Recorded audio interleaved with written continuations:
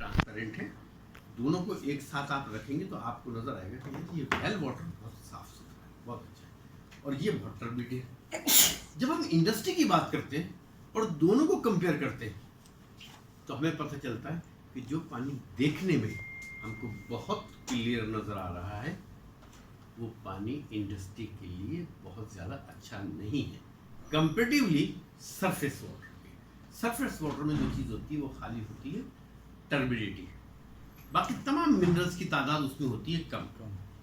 इनमें जो चीज़ें होती हैं उनमें 3-4 चीज़ें बहुत कॉमन है, calcium, magnesium, sodium, potassium, iron. ये 5 जो कैटाइन है ये बड़े कॉमन है, सोडियम, पोटाशियम, कैल्शियम, मैग्नीशियम और आयरन। ठीक है, 5 चीज़ें जो ना बड़ी कॉमन है पानी में। अब फिर ये जितने कैटाइन है इसके साथ इतने ही एनाइन है, जिसको आप carbonate, bicarbonate, chloride, sulphate, nitrate, phosphate, एक लंबी चैन है। ठीक है, इन सब के अंदर 2 केमिकल ऐसे हैं, 2 मिनरल्स ऐसे हैं जिनकी सबसे ज़्यादा डिफरेंट प्रॉपर्टी है। जिस तरह पानी की सबसे ज़्यादा डिफरेंट प्रॉपर्टी है वो ये कि जब कभी आप पानी को टेम्परेचर उसका कम करेंगे या उसको ठंडा करेंगे तो दुनिया का तमाम लिक्विड जो है वो ठंडा करने पे सिकुड़ता है, स्क्वीज होता है, लेकिन वाहिद एक लिक्विड पानी एक ऐसी चीज़ है जो ठंडा करने पर फैलता है। जैसे आप पानी की बोतल भर के रख दें, आप देखते हैं कि वो फट जाती है। ठीक है, ये सिर्फ because it is only because कि water is suppose to universal solvent, और पानी ही दुनिया की वो वाहिद लिक्विड है कि जिसमें दुनिया का हर मटेरियल, हर मेटल किसी न किसी लेवल पर, हर हाल में किसी न किसी लेवल पर डिजॉल्व होना शुरू हो जाता है, इसलिए हम उसको यूनिवर्सल सॉल्वेंट कहते हैं। अब इन दोनों, इसमें जो सबसे इंपॉर्टेंट चीज़ है ना वो ये है कि 2 चीज़ें बहुत टिपिकल हैं पानी में, एक कैल्शियम और दूसरा मैग्नीशियम। इंसानी बॉडी के लिए तो बहुत ज़रूरी है, लेकिन जब हम इंडस्ट्री की बात करते हैं उसके लिए ये कैल्शियम और मैग्नीशियम बड़ा नुकसानदेह। मैं सिर्फ अभी बात कर रहा हूँ आपसे इंडस्ट्रियल वाटर ट्रीटमेंट की। क्या बात कर रहा हूँ? इंडस्ट्रियल वाटर ट्रीटमेंट की बात करें। जब हम इंडस्ट्रियल वाटर ट्रीटमेंट की बात करते हैं तो हम देखते हैं कि जी क्या प्रॉपर्टी के में क्या फ़र्क है इसमें। तो हम कहते हैं कि कैल्शियम और मैग्नीशियम क्या चीज़ है, the solubility of a calcium and magnesium decreases when the temperature increases. ये इनवर्सली प्रोपोर्शनल है, यानी the solubility of calcium magnesium inversely proportional. ठीक है ना, दूरी टेम्परेचर बढ़ेगा इसकी सॉल्युबिलिटी कम हो जाएगी, और टेम्परेचर आप कम होगा तो ये। लेकिन इसके अलावा सोडियम और पोटाशियम ये 2 चीज़ें ऐसी हैं कि जिसमें the solubility of sodium and potassium directly proportional to the temperature. आप अगर सोडियम को पानी में डाल दें, 3 चमचे डाल दें, हल कर दें, वो हल हो जाएगा, फिर आप डाल दें 1 चमचा, फिर हल हो जाएगा, फिर और 2 चमचे डाल दें। लेकिन एक वक्त आएगा जहाँ उसका सैचुरेशन पॉइंट आ जाएगा, उसके बाद वो हल नहीं होगा। फिर अगर आप उसके टेम्परेचर देंगे तो वो फिर मजीद 2 चमचे उसके अंदर और हो जाएंगे। मीन्स कि सॉल्युबिलिटी जो है वो डायरेक्टली प्रोपोर्शनल है टेम्परेचर से। ठीक है, तो जब हम इंडस्ट्रियल वाटर ट्रीटमेंट की बात करते हैं, मैं उसके बाद आता हूँ आपकी अपनी इंडस्ट्री के पास ना, लेकिन मैं अभी आपको एक जनरल ये बता रहा हूँ कि इंडस्ट्रियल वाटर ट्रीटमेंट की जब हम बात करते हैं तो उसको हम 2 हिस्सों में तकसीम कर देते हैं। पहला स्टेज जो है वो कहलाता है एक्सटर्नल वाटर ट्रीटमेंट। ठीक है, एक्सटर्नल वाटर ट्रीटमेंट जो है उसमें पानी आपने जहां से भी लिया है, either it is from surface water और एनी वेल, उसमें पहली चीज होती है क्लैरिफिकेशन। ठीक है, पहली चीज होती है क्लैरिफिकेशन, दूसरी चीज होती है उसकी फिल्ट्रेशन, और तीसरी चीज होती है डीमिनरलाइजेशन और any process where you can remove the mineral of water. ठीक है, ये होता है एक्सटर्नल वाटर ट्रीटमेंट, यानी आपने पानी को सरफेस से उठाया, उसमें से उसकी टर्बिडिटी खत्म की, उसको फिल्टर किया, उसमें से आपने मिनरल्स को निकाला, और निकालने के बाद लेट सपोज, अच्छा एक बात और आप याद रखें ना, ये हमारे यहाँ बहुत बड़ा एक मतलब कंसेप्ट भी है, और मैं क्या कहूँ, आमतौर पर जब इंडस्ट्री की हम बात करते हैं ना, तो हम बात करते हैं पानी की कंडक्टेंस की। दो पैरामीटर है, एक है कंडक्टिविटी और एक है टीडीएस। जब आप किसी इंडस्ट्री की बात करेंगे ना, तो इंडस्ट्री के लिए जो चीज हार्मफुल है दैट इज कंडक्टिविटी, ठीक है। और जब हम किसी ह्यूमन बीइंग की बात करेंगे तो हम बात करेंगे टीडीएस की, ठीक है। तो ये इंपॉर्टेंट बात है कि जब आपने सरफेस से पानी उठाया, उठाने के बाद उसको आपने क्लैरिफिकेशन की, उसकी फिल्ट्रेशन की, उसकी डिमिनरलाइजेशन की या एनी आयन एक्सचेंज प्रोसेस किया, उसके बाद अब वो पानी रेडी है।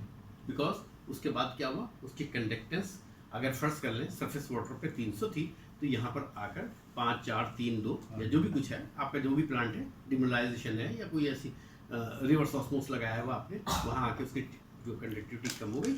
अब it is ready to use in your system, in your industry. अच्छा, इंडस्ट्री में करते क्यों है, और इंडस्ट्री में केमिस्ट का काम क्या है? What is the role of chemist? To protect the system from corrosion, erosion and scale formation. ये 3 सब्जेक्ट है, corrosion, erosion and scale formation. ये आपको 3 सब्जेक्ट है। चौथा सिस्टम जो है वो इसके अलावा है, जिसको आप कहते हैं कूलिंग सिस्टम, ठीक है। ये 3 सिस्टम हो गए आपके, कोरोजन, एरोजन, स्किल फॉर्मेशन, और तीसरा कूलिंग सिस्टम। अब जब आप एक्सटर्नल वाटर ट्रीटमेंट करते हैं तो आपने उसमें क्या किया कि अब मैं आप लोगों से पूछूंगा कि अब हम आते हैं आपकी इंडस्ट्री की तरफ ना। अच्छा, एक बात और बताऊँ, फर्ज कर लीजिए आपके पानी में कैल्शियम ज़्यादा है और आप उस पानी को इंडस्ट्री के लिए इस्तेमाल करते हैं, और किसी जगह आपको टेम्परेचर मिलता है, तो क्या फिनोमिना है कि solubility of calcium is decreases when the temperature increases. Calcium deposit हो जाएगा। जब डिपॉजिट हो जाएगा किसी भी जगह, लेट्स सपोज मैं कहता हूँ आपका बॉयलर है, उसमें एक जनरेशन ट्यूब होती है या स्टीम जनरेटर हो रही होती है, ठीक है ना। उसको हम कहते हैं अपराइजर, और जहाँ से बॉयलर ड्रम से पानी नीचे आ रहा होता है उसको हम क्या कहते हैं टेक्निकली तौर पर या साइंटिफिकली तौर पर? Down commerce. एक होती है डाउन कमर्स और दूसरी होती है अपराइजर, जिसमें स्टीम जनरेट होती है, उसको क्या कहते हैं? अपराइजर। अच्छा, अपराइजर के अंदर स्टीम, ज़ाहिर आपको पता है कि मैंने यहाँ टेम्परेचर दिया है, इसमें बर्नर लगा हुआ है, बर्नर में आपको हीट एनर्जी मिल रही है, और थ्रू रेडिएशन, और रेडिएशन में थ्रू कौन सा इंपॉर्टेंट फैक्टर है? That is nitrogen. ये पानी यहाँ से आपने आग जलाई और इस कोने पे जो आपकी जनरेशन ट्यूब लगी है उसमें पानी जो है वो हीट हुआ, स्टीम जनरेट हुई। अब चूँकि टेम्परेचर इन्वॉल्व हो गया ना, तो जनरेशन ट्यूब फर्स्ट कर लीजिए, मुझे नहीं मालूम आपके यहाँ कितने इंच की है, लेकिन हम कंसिडर कर लें 2 इंच की आपकी ट्यूब है। आपके पास बॉयलर लगे होंगे है? नहीं है, चलिए ठीक है। आमतौर पर बॉयलर के अंदर जो ट्यूब होती है उसकी जो डायमीटर होता है वो 2 इंच होता है। टेम्परेचर मिला, टेम्परेचर मिलने के बाद क्या हुआ कि वहाँ जो कैल्शियम है वो डिपॉजिट हुआ। जब कैल्शियम डिपॉजिट हो जाता है तो क्या होता है? हीट की ट्रांसफॉर्मेशन मुश्किल हो जाती है। इधर जितनी हीट एनर्जी है पानी तक उतनी हीट एनर्जी पहुँचेगी नहीं। तो साइंटिफिक कैलकुलेशन क्या है कि 1 millimeter scaling required 7% more energy. 1 millimeter scaling required 7% more energy, while 13 millimeter scaling required 70% more energy. आप जहाँ 100 रुपए का फ्यूल जला रहे हैं, अगर 1 मिलीमीटर की स्केलिंग हो गई आपके ट्यूब पर, तो आपको 107 रुपए की गैस जलानी पड़ेगी या फ्यूल इस्तेमाल करना पड़ेगा, और 13 मिलीमीटर की हो गई तो आपको 170 रुपए की वो करानी पड़ेगी। और ये क्यों हुआ? ये हुआ कैल्शियम और मैग्नीशियम के डिपॉजिट होने की वजह से, ठीक है। तो ये सबसे इंपॉर्टेंट फैक्टर। अब हम आते हैं आपकी इंडस्ट्री की तरफ। आपके पास वेल वाटर है, राइट? वेल वाटर है, उसके बाद आप क्या करते हैं? पानी को वहाँ से कलेक्ट करते हैं। उसके बाद आपके पास कोई सैंड फिल्टर है, उसके बाद कोई आपके पास एक्टिवेटेड कार्बन फिल्टर होगा, राइट? यही चीज़ है। अब आप मुझे बताइए कौन ऑपरेट करता है इसको? आप करते हैं। अच्छा, क्या करते हैं बेटा, जरा जल्दी बता दीजिए। अच्छा, बिल्कुल हम दोस्त हैं ना, मैं आपका टीचर हूँ, ठीक है ना। मैं आपके साथ काम करता हूँ, हम आपकी और मेरी दोनों शिफ्ट में एक साथ ड्यूटी है, ठीक है ना। सबसे पहले सर हम वेल चलाते हैं, वेल वाटर चलाते हैं, ठीक है। वेल वाटर के बाद हमारे टैंक में आता है पानी, उससे पंप चलता है, कार्बन फिल्टर में जाता है, कार्बन फिल्टर से फिर 5 माइक्रोन फिल्टर में जाता है, फिर 1 माइक्रोन में जाता है, फिर यूवी से गुजर के फिर हाई प्रेशर पंप है, उसके बाद आरओ रेंज है, उसमें से रिजेक्ट। नहीं, अभी आप यहाँ तक रुक जाइए। आपने क्या किया?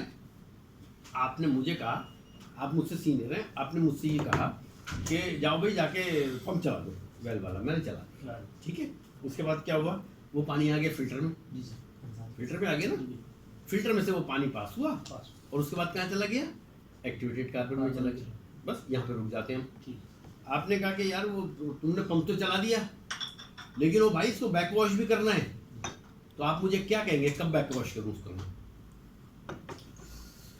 अच्छा, एक चीज़ जस्ट हमारा जो फिल्टर है हाँ। ये कॉटेज फिल्टर है, ये बेसिकली वो सैंड फिल्टर नहीं, उसको बैक वॉश किया है। तो ये- अच्छा, आपके पास कार्टेज फिल्टर है? हाँ। वैल के बाद हमारा हॉट है। ओके, यहाँ तो आपकी बात खत्म हो गई कि आपके पास कार्टेज फिल्टर है, ठीक है ना। तो ये चैप्टर हो गया क्लोज। उसके बाद एक्टिवेटेड कार्बन है, बीच में यूवी भी है, हैं? यूवी भी हाँ, है। वो हम डिस्कस नहीं करना। हाँ, वो इसलिए नहीं, मैं बताता हूँ क्यों नहीं डिस्कस करते। अब कार्बन फिल्टर है, कितना वॉल्यूम है उस टैंक का आपके जिसमें कार्बन? 4.5 metre 4.5 metre cube.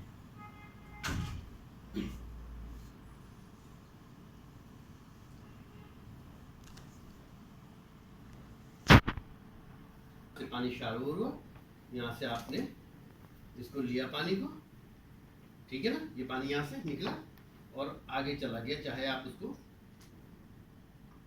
उसके बाद में सर आगे आर में चला गया, ये बात है, ठीक है।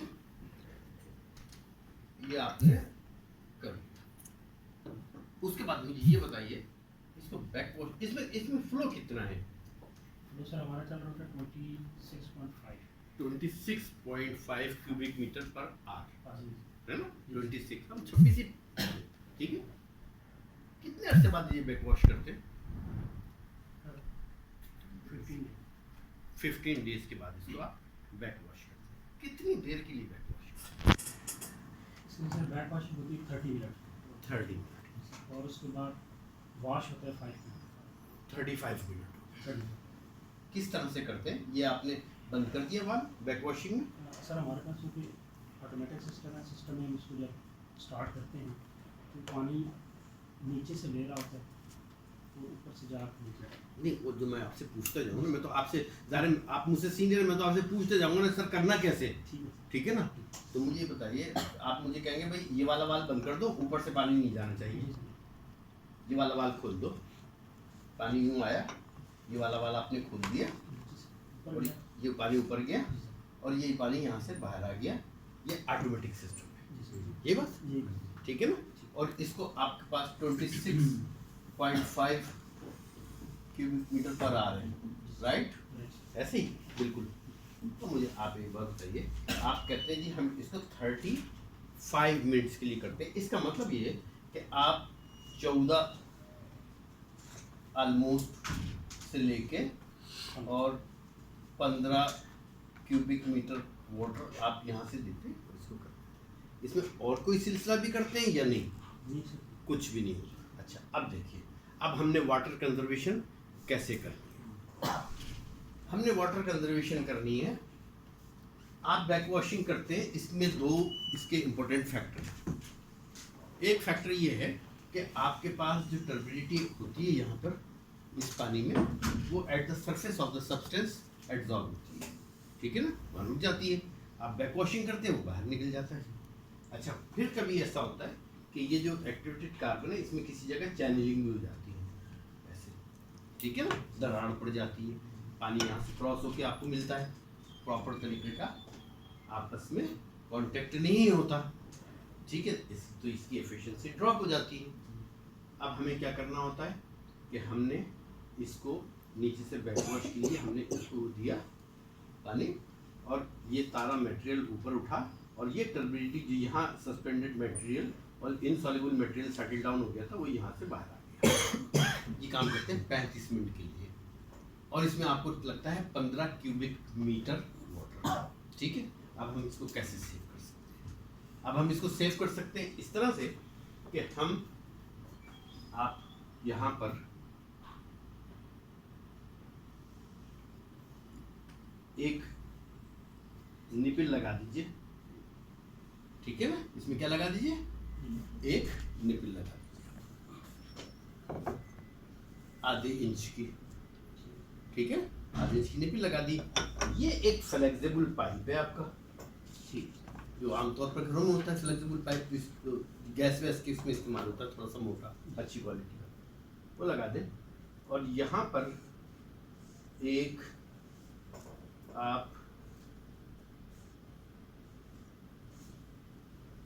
आपने कंप्रेसर रख दिया, ठीक है। अब आप क्या करेंगे, यहाँ से आपने इसको, इस वाल्व को खोला, पानी अंदर दे दिया, ये आ गया पानी। आपका ये जो मीडिया है ये यहाँ तक है। कितने फुट है इसका मीडिया अंदर आपके? 1.5 मीटर, 3 और 4 मैं मतलब 42 इंच से ज़्यादा होना चाहिए, बस ये देखिए, ठीक है। ये पानी आया आपका, बस ठीक है बेटा, बेटा बेटा, हाँ ये आया पानी यहाँ से, ये ऊपर यहाँ तक, जहाँ तक आपका मीडिया, उससे ऊपर तक पानी आप भर लें। उसके बाद क्या करें, इस जो ये इसको क्या कहते हैं, ये ऊपर वेल है ना इसके, है ये कहलाता है वेंट वाल्व, ठीक है ना, वेंट वाल्व। इसे आप खोल दीजिए, ठीक है। अब आपने ये कंप्रेसर चलाया।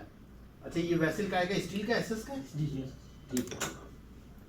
4 से 5 बार आपने इसमें प्रेशर देना है। कितना? 4 से 5 बार। जब आप इसके अंदर एयर देंगे तो ये अंदर पूरा आपका जितना भी सिस्टम है, ये अंदर, इसके अंदर एजिटेशन होगी, तेजी से एजिटेशन होगी। 2 फायदे होंगे। पहला फायदा तो ये होगा कि जो एक्टिवेटेड कार्बन की पोरोसिटी कम हो गई है, वो इस एयर की वजह से खुल जाएगी। आपका अंदर का मटेरियल जो है वो ज़्यादा एफिशिएंट हो जाएगा। क्या करता क्या है ये? यही करता है ना, कलर रिमूव करता है। कहाँ, किस तरह से करता है? What is the phenomena of that? Absorb करता है ना, उसकी जो पोरस होते हैं उसको एब्जॉर्ब करता है। उसके अंदर ये चीज़, अगर आपने कहीं हाइपोक्लोराइट या कोई क्लोरीन गैस इस्तेमाल की है तो एक्सेस क्लोरीन भी इसके पोरस के अंदर एब्जॉर्ब होती है, राइट। तो आपने ये करके इसको, फिर आहिस्ते आहिस्ते क्या होता है, अब आप इस तरह फ्लो से कर रहे होते हैं तो उसकी पोरोसिटी खुलेगी नहीं, उसकी पोरोसिटी ओपन नहीं होगी, ठीक है ना। अगर फर्ज कर ले उसमें 200 पोरस हैं और 140 रह गए, 60 बंद हो गए, तो इस बैक वॉशिंग से वो उसने नहीं खुलना है। अब आपने एयर दी, 5 मिनट अंदर एजिटेशन हुआ। अगर तो ये चैनलिंग हुई है, वो चैनलिंग भी खत्म हो जाएगी इसकी, फौरन सारे एजिटेट होगा अंदर, और होने के बाद ये सारा जो मटेरियल है वो सरफेस पे आ जाएगा। ये खाली कितने मिनट करना है? 5 मिनट। 5 मिनट आप समझ में बेटा, तो आपने ऑपरेट करना है।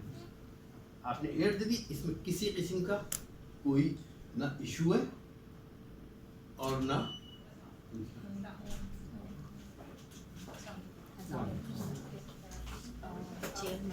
मैं तो एक्सपेक्ट कर रहा था कि मोबाइल दे दो, वो हमसे पहले बोल दो सर। वो एक और जगह ये ज़्यादा इम्पोर्टेंट होती है। नहीं, 5 बार इसमें प्रेशर देना है एयर का। हाँ? जब आप 4 से 5 बार प्रेशर देंगे तो ये क्या होगा कि इसके अंदर ये तमाम डस्ट जितनी भी है वो सब सरफेस पे आ जाएगी। जब ये सरफेस पे आ जाएगी, अभी आपने इसके अंदर कुछ भी नहीं किया, उसके बाद आप नेक्स्ट, जब ये आप देख लें 5 मिनट हो गए, अंदर खूब एजिटेशन हो गई, लेकिन आपको ये वेंट वाल्व ओपन रखना है, ठीक है ना। ये वेंट वाल्व आपको ओपन रखना है। जब आप ये ओपन रखेंगे तो उससे क्या होगा कि अंदर से एजिटेशन करती हुई एयर बाहर निकल जाएगी। लेकिन पहले क्या करना है आपको, आपने पहले जो आपका कंप्रेसर के पास एक वाल्व लगा है ना, ये वाल्व जो लगा है, इस वाल्व को बंद रखना है अनटिल अनलेस कि आपका इसका प्रेशर तकरीबन 4 से 5 बार ना हो जाए। अगर 4 से 5 बार प्रेशर होगा तो अंदर प्रॉपर एजिटेशन होगी। जैसे ही आप अपने मीटर पे देखें, प्रेशर गेज पे 405 बार हो गया, 15-60 आप लगा लीजिए कि तकरीबन 55 to 60 या 50 PSI, ठीक है ना। 50 PSI हो गया ना, आपने इस वाल्व को खोल देना। जब आप इस वाल्व को खोलेंगे तो ये सारी एयर अंदर जाएगी और यहाँ से जाके उसको एजिटेशन करेगी और तमाम ये सब कुछ सरफेस पर आ गया, ठीक है। जब सरफेस पर आ गया, नेक्स्ट 5 मिनट के लिए आप ये वाला वाल्व खोलते हैं जिससे आप बैक वॉश करते हैं। जैसे ही आप ये वाल्व खोलेंगे तो ये सारा बैक वॉशिंग के जरिए मटेरियल बाहर आएगा। तो आप पहले 35 मिनट लगाते थे, अब ये काम आपने किया 5 मिनट में, और मेक श्योर कर ले 2 मिनट और देने, यानी 7 मिनट में आप ये पूरा प्रोसेस कर सकते हैं और करने के बाद आपका ये जो है एक्टिवेटेड कार्बन, इसकी एफिशिएंसी बहुत ज़्यादा बेहतर भी हो जाएगी। दो फायदे हुए, एक तो आपने वाटर कंजर्वेशन कर ली। फर्क कर लीजिए, आपने इस प्रोसेस में 10 क्यूबिक मीटर पानी बचा लिया, तो आपने तो हमें रोजाना 10,000 रुपये नहीं दिए ना, लेकिन ओम का आपने क्या किया, 10 ये बेटा आपकी जिम्मेदारी, क्योंकि आप ऑपरेट करते हैं ना, ये आपने देखना है। 10 क्यूबिक मीटर पानी भी अगर आप बचा लेते हैं यहाँ पे, तो ये ओम का कितना बड़ा फायदा होगा। एक आदमी जो है वो 20 गैलन्स रिकमेंडेड है, कितने लोगों को पानी मिल जाएगा ये, ठीक है। पहला फायदा क्या होगा कि आपका, ऐसे 3 फायदे हो गए।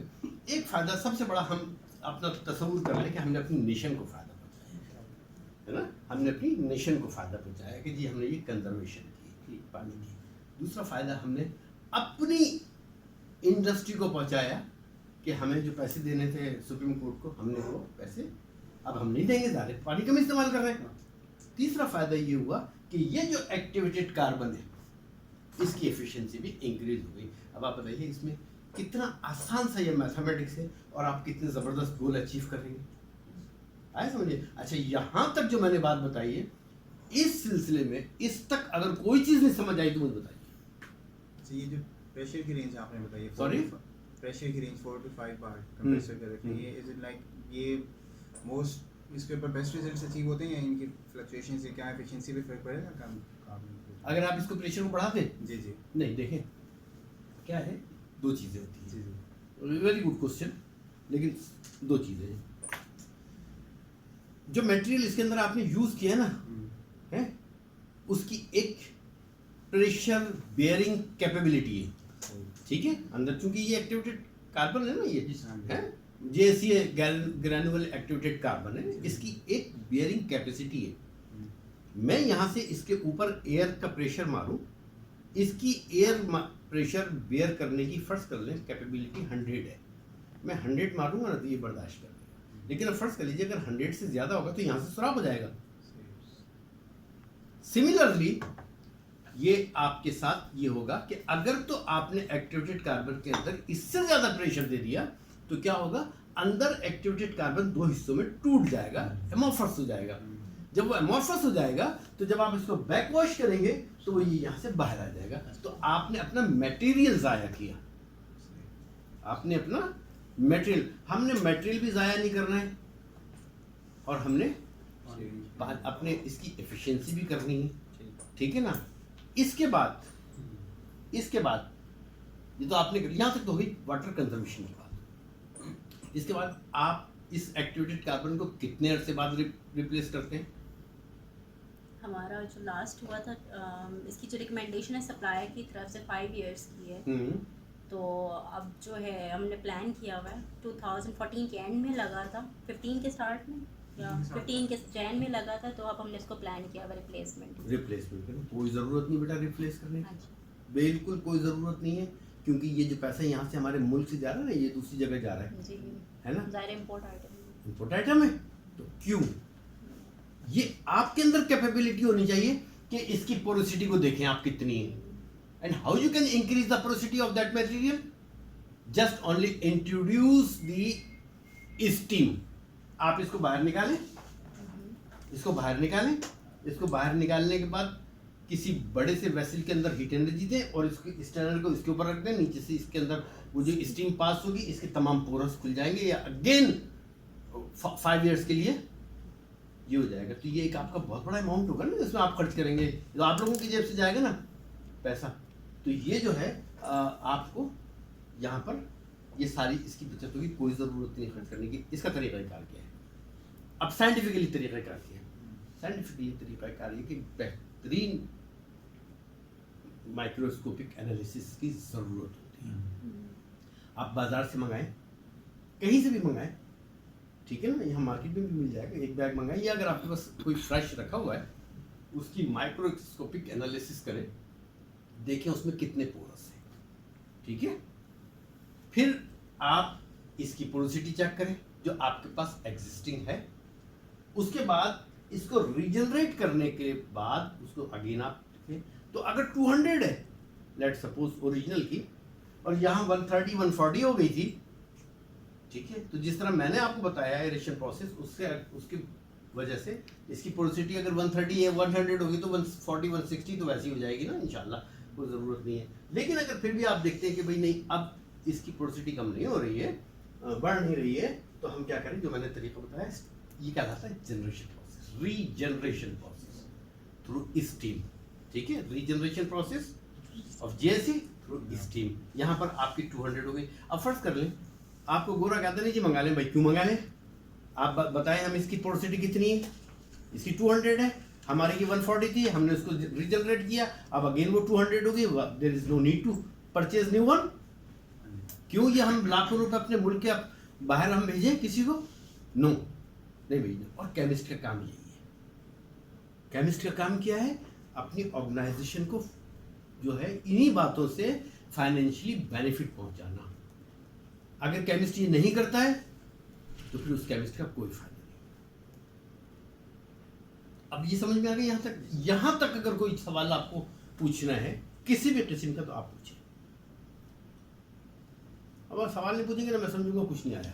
नहीं, आप इतना अच्छा समझाएं तो इसका इम्पैक्ट होता है कि अच्छा समझाया है, पॉजिटिव सोच। नहीं माशाल्लाह, आप इतना अच्छा एक्सप्लेन। बंगर साहब तो याद है ना, इकबाल बंगर।